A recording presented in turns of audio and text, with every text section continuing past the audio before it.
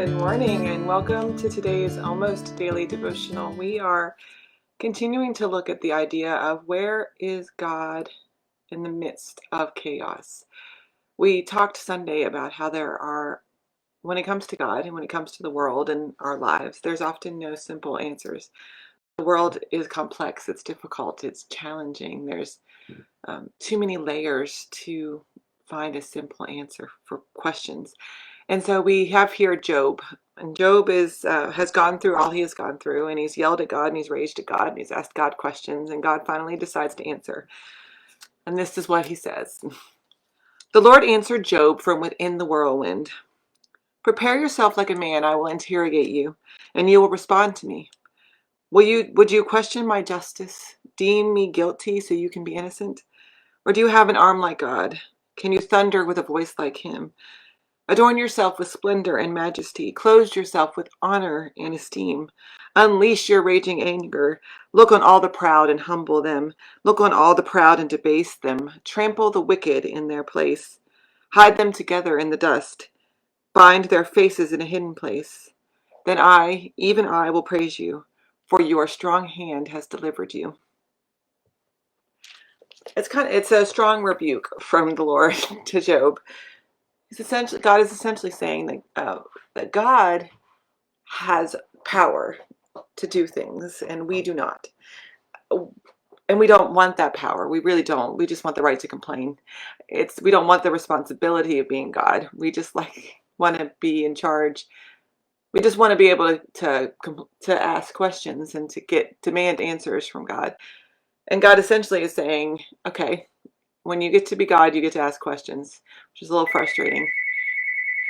It's like when your children ask you 1,000, why are we doing this? Why are we doing this? Why are we doing this? And you can only, as a parent, you can only deal with that for so long before it just becomes, stop it, stop, right?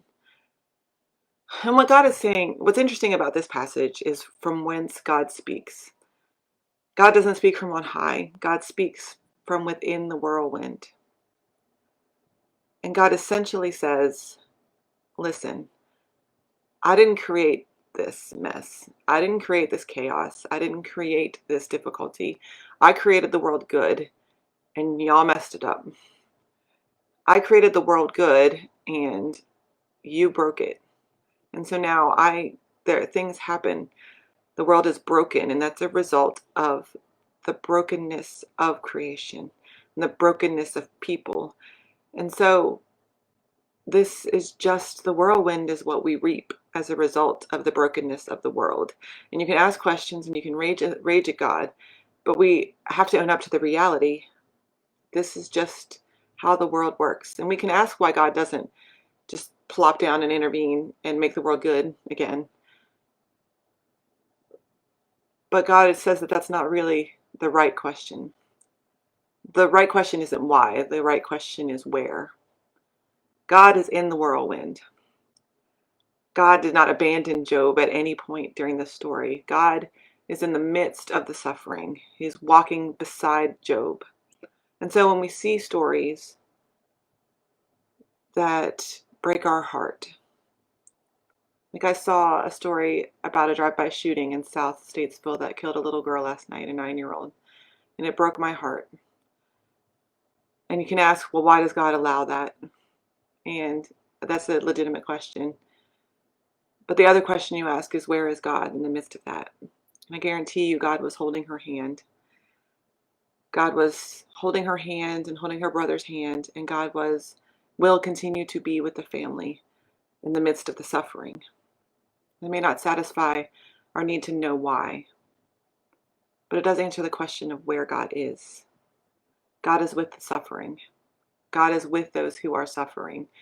That doesn't guarantee good outcomes. It doesn't guarantee the outcome that we may want, and it doesn't mean we're not going to have broken hearts. But God's not going to abandon us to them, or forsake us, or leave us there. God will walk with us in the whirlwind and in the suffering and extend grace and love. And so we have to ask the right question sometimes and accept that there are no easy answers. God bless.